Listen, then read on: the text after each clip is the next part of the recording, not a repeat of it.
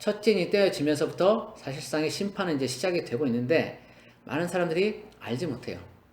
알지 못하고 여러 징조들이 나타나는데도 불구하고 그것을 깨닫지 못합니다.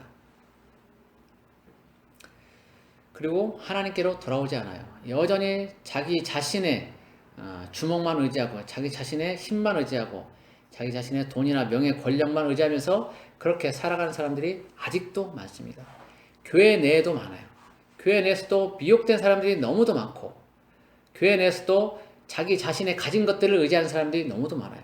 교회 내에서도 자기가 의인이라고 생각하면서 예수 그리스도를 배척하는 사람들이 너무도 많습니다.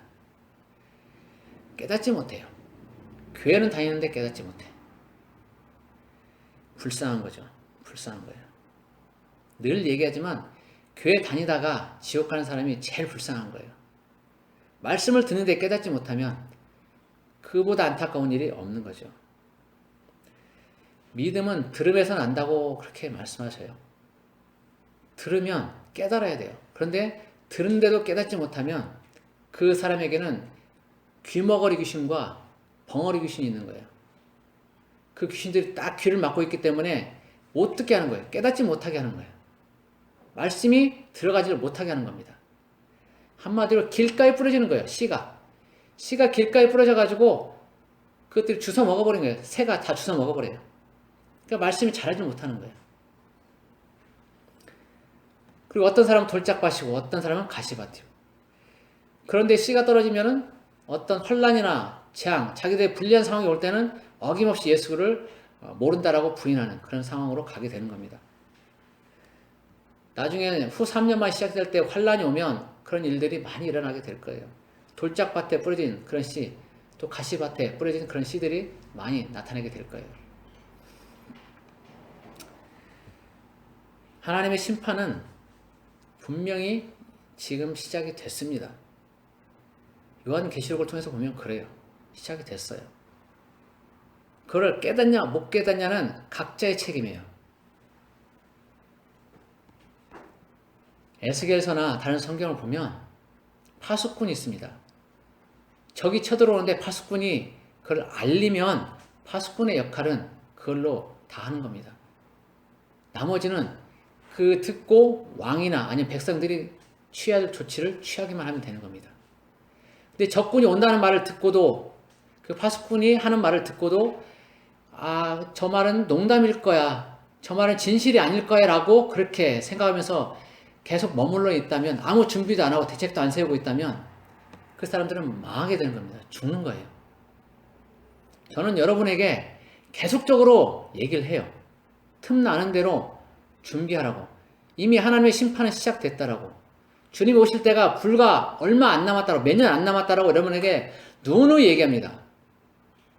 여러분이 깨닫고 못 깨닫고는 이제 여러분 책임이에요.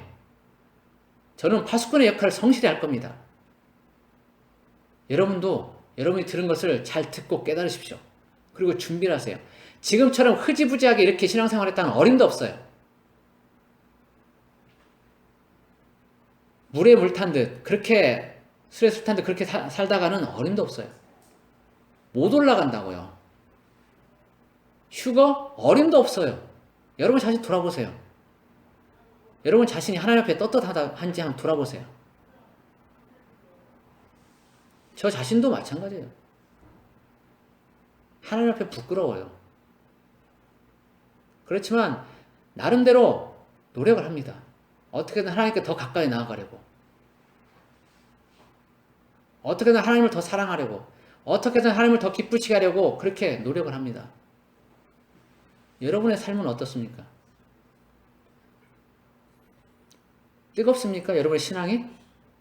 여러분 스스로 뜨겁다라고 그렇게 자부하십니까? 여러분에게 주어진 시간들을 하나님 위해서 많이 투자하고 있습니까? 기도합니까? 말씀 읽어요? 하십시오. 이제는 해야 됩니다. 지금까지 안 했다면 이제는 마음을 좀 돌이키고 뜨겁게 하나님 앞에 나아가십시오. 듣고도 깨닫지 못하고 들었어도 행하지 못하면 그 책임은 분명히 본인 스스로가 지게 돼 있습니다. 심판은 분명히 시작이 되었고 그 끝은 반드시 오게 되어 있습니다. 주님의 재림도 분명히 오게 되어 있습니다. 얼마 안 남았어요. 우리에게 주어진 시간들을 허송세월해서는 안 됩니다.